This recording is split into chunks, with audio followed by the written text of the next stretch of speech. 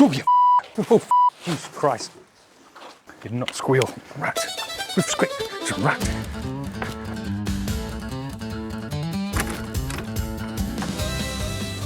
Now the fields have been harvested and the cold is settling in, Roland Rat made an appearance and Rufus saw to that.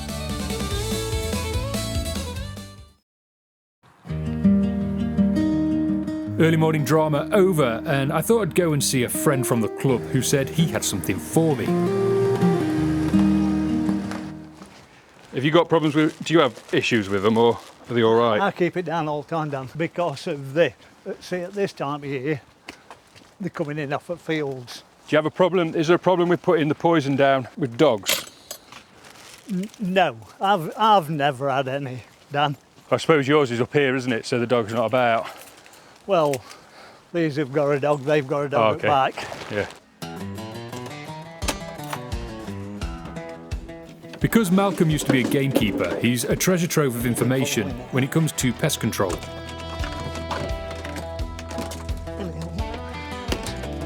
I picked the bag up, the rat jumped up. I didn't squeal like a girl. No. So me and the dog went in and we're like, right, we'll get it. I was whacking all around and I kept seeing its tail. And then it climbed up the motorbike and under the rag. I lift the rag up and I see its tail go like that underneath. So I was whacking my bike, still missed the bloody thing. I eventually got it, it jumped up 2 foot, gave a squeal. It still ran off, and then Rufus caught it eventually. Yeah. But it gave him a good nick on the nose. Yeah, they very often do. So I thought, well, I checked that he's up to date with his what?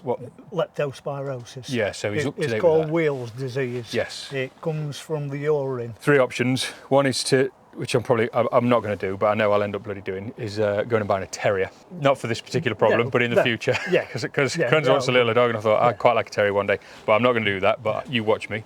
I'll end up doing it. Poison, traps, or getting somebody in to get them. Poison's working all the time. Yeah. Traps are only working while ever they're set. So if you've put traps down and one goes through and it don't catch it, it's not working. Good point. Is it? Because it's gone off. A mixture of all is better. Yeah. To be honest with you. Yeah. Using poison, every so often change it. Use a different type. I didn't know there were different types. Yes, you get single dose poisons where rats come along, eat it, and it'll kill them as soon as they go back underground. Rats tend to take food and poison back underground and store it in the nest. Yeah. So single dose is that. Because my worry was that if you bioaccumulation of poison or what, so because when I had allotment down in Cornwall, we had obviously a load of chickens and feed, so we had rats there, and they used to put these like little tea bag poison things down and sling them under the shed.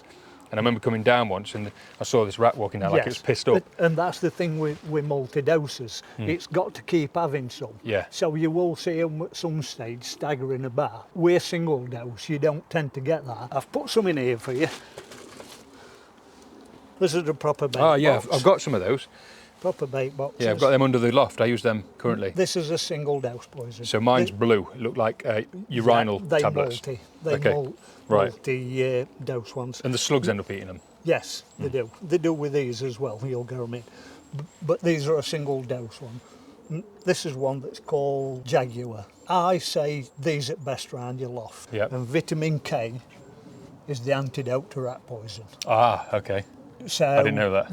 Using a multi-dose one, if they come, they have 2 on that, and then you've got some maize knocking about, and they're keeping topside at poison. Yeah. Whereas this, if they eat this, done. That's it. Yeah. They're done. My concern with the traps was the hedgehogs. What you can do, put your trap in make a little tunnel out the boards. Yeah.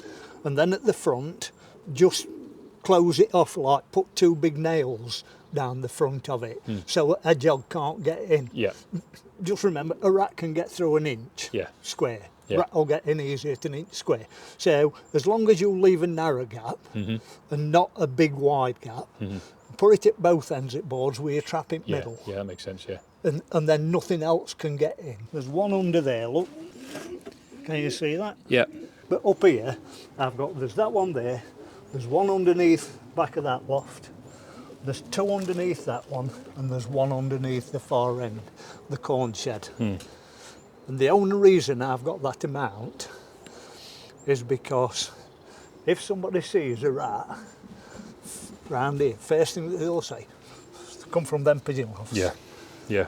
Where 99% of the time, it's more where there's chickens. I can guarantee if there's somebody's got chickens, there will be some rats. Our neighbours have got chickens. Yes, and that will be one of your main problems. Yeah. That's where it will be. With the rat issue taken care of, the next day it was off to more positive things. Pigeon Pathways had been given a stand at the Doncaster Pigeon Show. So, today it is the Doncaster Pigeon Show. So we've got a stand there with Pigeon Pathways.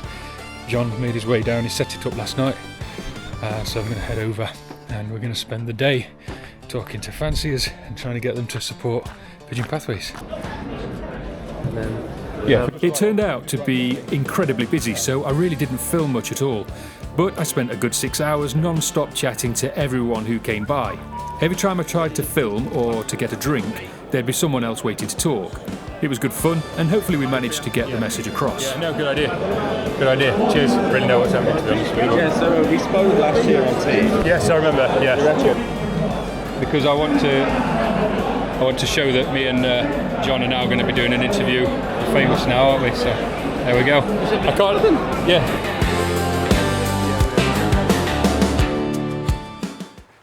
Back at the Loft end, things are the slowest they'll be all year. The quietness is actually more enjoyable when the rigours of racing are weeks behind and still months away.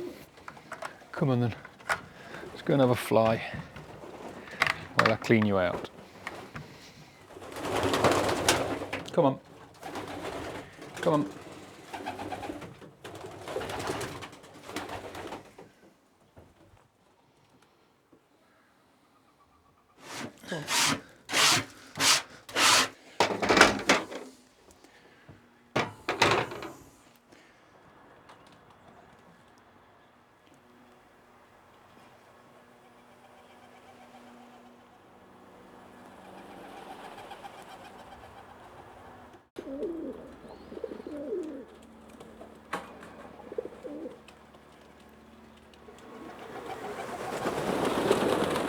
It's about this time of year that I start to panic. I've now got 22 cocks and 18 hens, with the boys in one loft and the girls in the other. So coming up with a good way to breed them is tricky. The 1-year-olds or yearlings typically take longer to pair up, but I don't have a separate breeding section or a stock loft. This is one reason why I'm seriously considering replacing both lofts with a single big one, with a corridor and multiple sections. But that all costs money. Right, so it's time soon to start thinking about breeding, and so I thought I'd have a look at the young bird performances and see if any birds in particular stood out. And I keep this little spreadsheet that I've got on my phone, and the best way, I suppose, to look at the results. And because we didn't really do amazingly well in the Fed, I'm just looking at club results and the birds that performed well to my loft. And the ones that stood out are the ones from TMP breeding, as it happens, that Jane sent. And the one in particular is this one. So the reason he stands out for me is he was 3 times my first bird back to the loft. He got 2 first place club and a second place club. He was also 20th in the Fed from Harrogate out of 1,405 birds. And then he was 41st in the Fed from Aycliffe or Darlington, and that was 857 birds. And he was 45th again from Alnwick, which was 512 birds. But by that point, we were sending hardly any birds. Like for that last race, there was only 67 in the club. 23 of those were mine. So, and there were 512 birds in the race. So I think he did really well. There were 3 birds that were the top 3 in my loft twice, and there's 3 birds that were the top 3 in my loft 3 times. 2 of those that were top 3 times are TMP birds, and the other one was the King Charles bird, the offspring from that one. Recently I was sent a children's book based on pigeons to review, but as I don't read children's books, I passed it on to someone more appropriate. Did he think it would be a good gift? Cottage on a hill at the end of a long winding lane. He lived alone except for his little dog, Olive, and his collection of racing pigeons. The pigeons lived in a special shed in his garden. The shed was called a loft. She had called him Grandad Pigeon ever since she could speak. They both looked forward to their time together, and Lowen loved to go in the loft with Grandad Pigeon. So this is Grandad Pigeon, written by Paul Gunning, illustrated by Rob Page. I really like this book because it's quite. It tells you quite a lot of facts at the end, and it lets you know facts. But instead of like telling you it, like in a really hard way, it kind of tells you it so you can like kids can understand it better. Which is why I quite like this book, because I understand it very well. And I think it's quite nice since like all of the pigeons are always talking, and Lowen's very interested, which might make kids encouraged to also be interested in pigeons and have a try. So yeah, that's why I really enjoy this book. It's amazing, and as you can see at the end, it actually does tell you quite a lot about pigeons somewhere over here. So it lets you know all about the colours and the sporting and all about that, which I really like. And also, this thing isn't really related to the book, but I love skateboards. What's that got to do with this? Well, I like skateboards, and she's got a skateboard, so... Oh.